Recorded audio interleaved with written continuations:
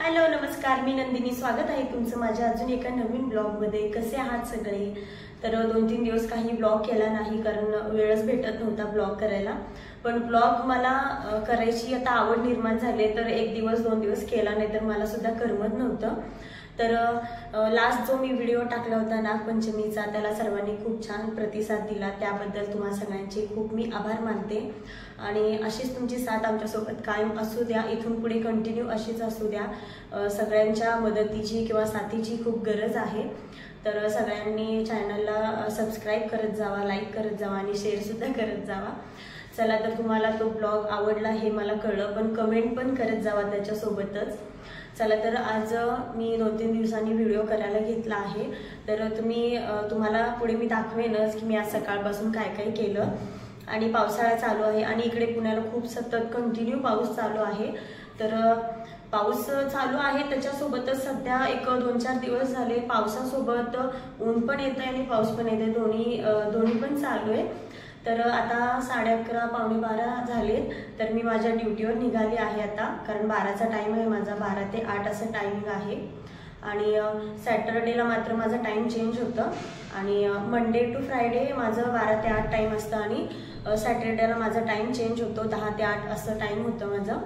तर बाकी काही नाही, सगळ्यांना हेच सांगायचं होतं की लास्ट व्हिडिओला खूप छान प्रतिसाद दिला. इथून पुढे असंच आमच्यासोबत राहा तुम्ही. आणि चला, तर मी तुम्हाला पुढचं मी सकाळपासून काय केलं ते सुद्धा दाखवते.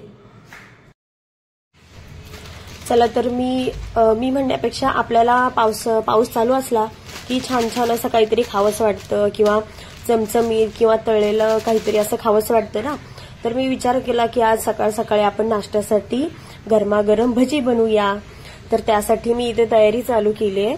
तर सगळ्यात आधी मी घेतलं बेसन. तर मी आधी चाळूनच ठेवलेलं होतं एका कॅरी बॅगमध्ये भरून. तर बेसन घेतलं, त्याच्यामध्ये ओवा टाकला आणि स्पेशली आपण याच्यामध्ये हिरवी मिरची आणि लसूण टाकायचं. इतके छान लागतात ना भजी, तुम्ही एकदा करूनच बघा.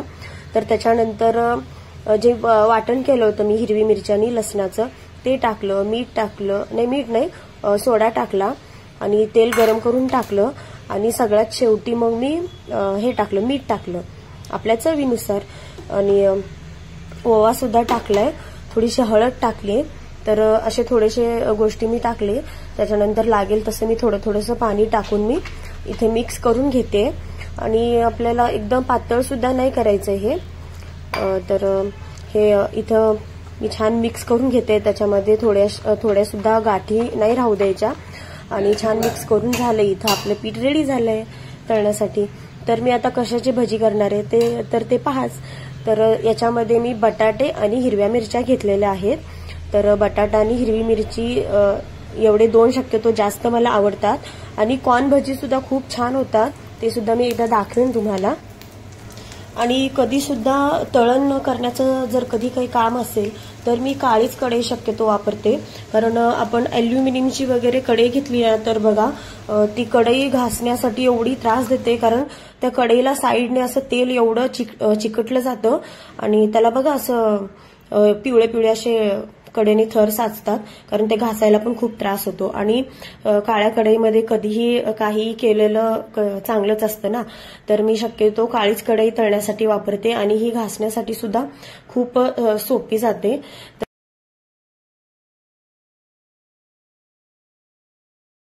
कसली टुंब फुगले बघा ही भजी, बटाटा भजी भारी फुगली.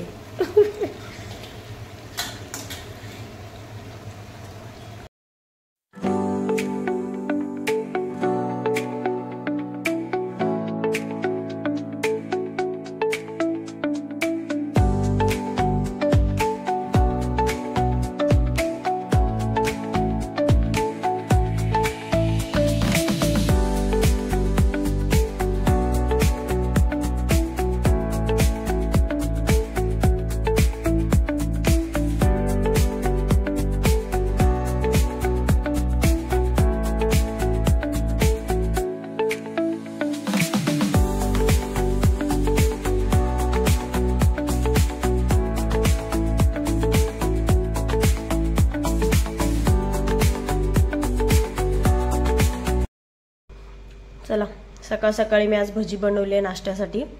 कशी झाली सांगा. मिरची सकट खाल्ले काय? गरम आहे का गार झाली? गरम आहे. चांगली नाही झाली ना? छान आहे. चला मस्त भजी तयार झाली आहे. मिरची भजी पण केली आणि बटाटा भजी पण केली आहे.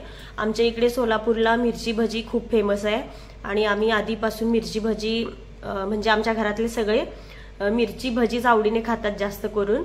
असं म्हणजे खरंच भारी झालेत भजी आणि मी जसं दाखवलं ना तसं तुम्ही पण करून बघा. एवढे भारी लागतायत ना की बस. चला स्वयंपाक करून झालाय, नाश्ता करून झालाय, आता चहा प्यायचंय. मग चहा पिऊन झाला की मग हे सगळं पसारा आवरायचा, भांडे घासायचं. स्वयंपाक झालाय आणि मस्त इथे बघा मी मटकीची भाजी केली मस्त. चला सगळं आवरून झाल्यावर मग बोलते.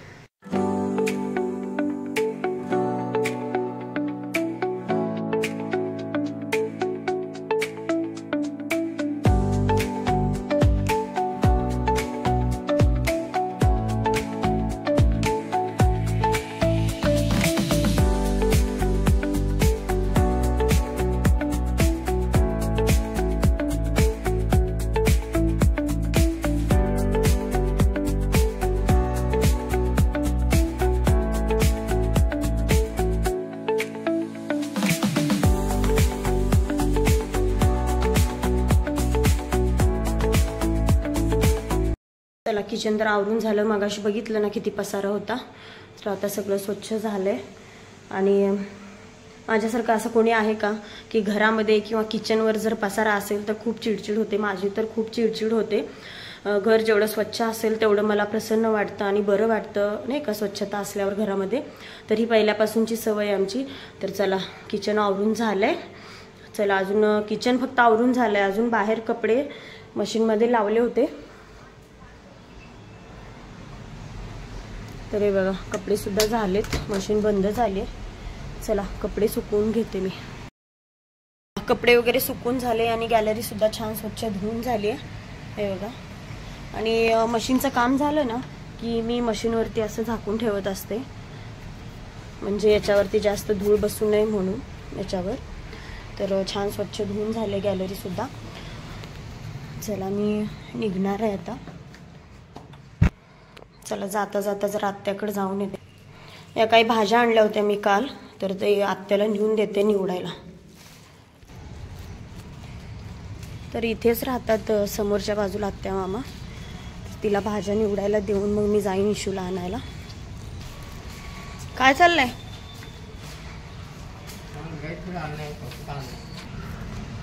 इंग्लिश येते तिला वाचायला. त्याच्यावर अंदाज लावायचा. तुम्हाला येते का इंग्लिश वाचायला? तुमच्यापेक्षा जास्त तिला येते इंग्लिश वाचायला.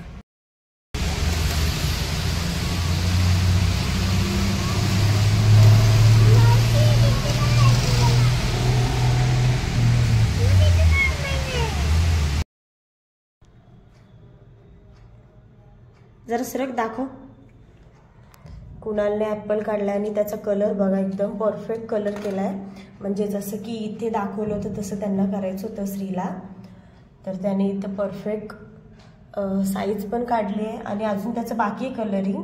ते पाण्याला वगैरे द्यायचं नाही तर अजून, पण त्याने apple same to same colour काढलाय. छान काढलाय ना. मला कुणालची ड्रॉइंग खूप आवडते. तर आजचा छोटासा छान असा व्लॉग तुम्हाला कसा वाटला हे नक्कीच मला सांगा. आणि चला तर भेटूया पुढच्या अजून एखाद्या नवीन व्लॉगमध्ये. तोपर्यंत सगळ्यांना श्री स्वामी समर्थ.